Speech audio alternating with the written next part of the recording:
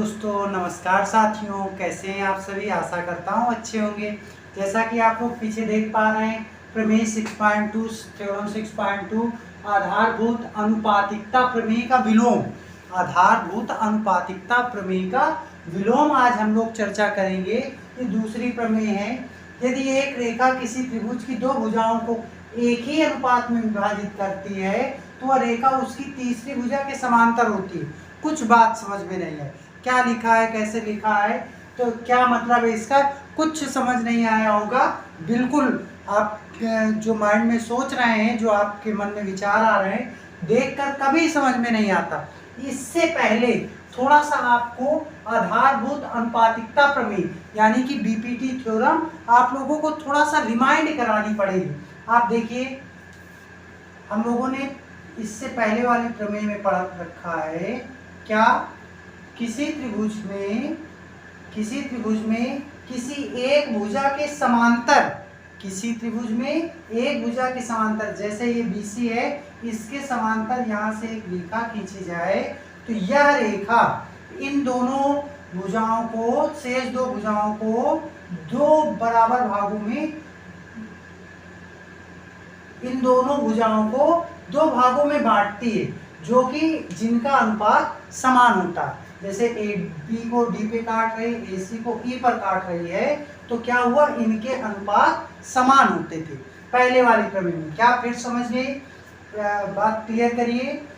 किसी भुजा के समांतर, मान लीजिए इस भुजा के या इस भुजा के, या आप किसी के भी ले लीजिए, इस भुजा के समांतर मैंने लिया है BC के समांतर DE क्वेश्चन में दिया गया था, दिया रहेगा आपको।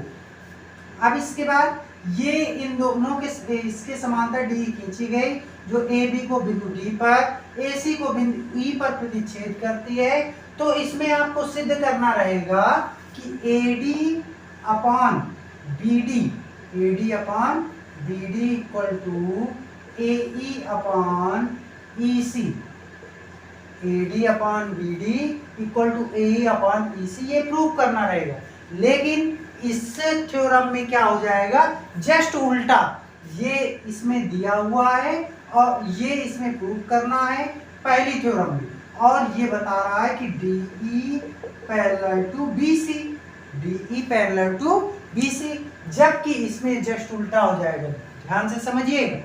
यदि एक रेखा किसी त्रिभुज की दो भुजाओं को, यदि एक रेखा किसी त्रिभुज की दो भुजाओं को एक ही अनुपात में विभाजित करे, ये रेखा दो भुजाओं को, इन दोनों को एक ही अनुपात में विभाजित करे, ये रेखा इसको ये बटे ये बराबर ये बटे ये इसमें दिया हुआ है, तो वह रेखा उसकी तीसरी भुजा के समांतर होगी। तो इन दोनों रेखाओं के बाद तीसरी कौन सी बची, ये। तो ये सिद्ध करना है कि ये इसके समांतर है। कुछ बात वर्बली समझ में आ रही होगी, आ रही है ना। तो देखिए, इसमें लिखना कैसे, जब हम लोग रिटेन पे करेंगे तो और ज्यादा क्लियर होगा। सबसे पहले आपको लिखना है, ज्ञात है, जो क्वेश्चन में गिवन है वो आपको लिखना है। क्या गिवन है, ज्ञात है इन ट्रायंगल ABC या त्रिभुज ABC में, इंग्लिश मीडियम हो आप या हिंदी मीडियम हो, कोई प्रॉब्लम नहीं, मैं दोनों तरह से आपको बताता जाऊंगा। ट्रायंगल ABC में, इन ट्रायंगल ABC क्या है, AD upon BD equal to AE upon EC, AE upon EC, AE upon EC। एक रेखा किसी त्रिभुज की दो भुजाओं को एक ही अनुपात में विभाजित करे, अनुपात का मतलब समझते ही होंगे। तो अब इसके बाद सिद्ध करना है। क्या सिद्ध करेंगे भाई हम लोग, सिद्ध करना है क्या, वह रेखा उसकी तीसरी भुजा के समांतर होती है। यह रेखा इसके तीसरी भुजा, यानी कि DE पैरेलल टू BC। देखो आ गई ना बात, जस्ट इसका अपोजिट है ये वाली थ्योरम, तभी इसका नाम दिया गया है आधारभूत अनुपातिकता प्रमेय का विलोम, यानी कि कन्वर्ज ऑफ बीपीटी थ्योरम। अब इसके बाद इसमें एक लाइन आपको, अब आगे प्रूविंग की ओर चलेंगे। उत्पत्ति में उपपत्ति। देखिए उपपत्ति में आपको क्या करना है, आपको लिखना है माना। इसमें जो कह रहा है, जो प्रूव करने के लिए कह रहा है, उसके अपोजिट मान लीजिए। माना DE BC के समांतर नहीं, DE BC के समांतर नहीं, जबकि DF BC के समांतर है। DE BC के समांतर नहीं है, DF BC के समांतर है। तो आप लोगों ने क्या पढ़ा है इससे पहले वाले प्रमेय? आप लोगों ने पढ़ा था कि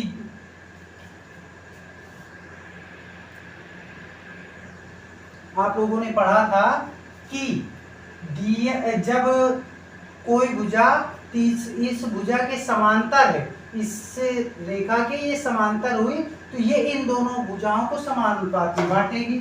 तो लिख लीजिए क्या समांतर है, तो AD upon BD equal to AF upon FC, FC की जगह CF लिख लीजिए।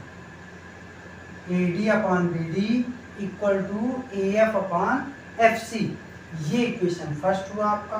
कैसे हो गया? इसके आगे आप लिख सकते हैं by BPT theorem. By BPT theorem का पूरा नाम क्या होता है? BPT थ्योरम का पूरा नाम बताइए। Basic proportional theorem. Basic proportional theorem. अब देखिए ये आपने मान लिया, लेकिन यहाँ पर क्या AD अपॉन BD किसके इक्वल है? AE अपॉन EC के, जो कि ज्ञात है, और यहाँ AD upon BD equal to AF upon CF के है। तो देखिए AD upon BD equal to AE upon EC, ये आपको ज्ञात है। ये समीकरण 2 हुआ, ज्ञात है। आप लिख सकते हैं समीकरण 1 व 2 से। समीकरण 1 व 2 से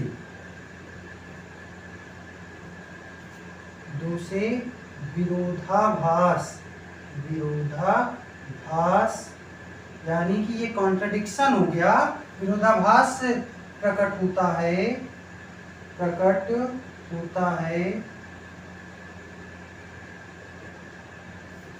आप लिख सकते हैं तथा। देखिए अब इस स्टेटमेंट को समझिए।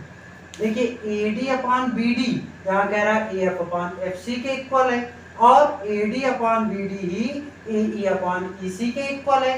तो E और F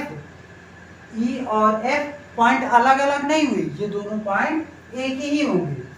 E तथा F प्रकट होता है, यह तभी संभव है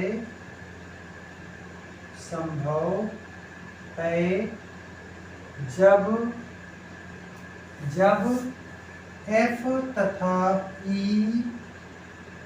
F तथा E संगामी या संपाती। संगामी रेखाओं के लिए यूज होता है संपाती। अतः DF DE parallel to EC, ये दोनों संपाती होंगे, और DE पैरेलल टू BC हो जाएगा। बस यही आपको प्रूव करना था, क्योंकि ये अनुपात बराबर हो गए। AE अपॉन EC कहिए या AF अपॉन FC कहिए, दोनों संपाती हैं तो एक ही बात है।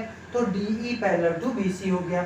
आशा करता हूँ मेरे द्वारा दी गई जानकारी आपको कुछ स्पष्ट हुई होगी। यदि कहीं पे भी आपको डाउट लगे, आप कमेंट करके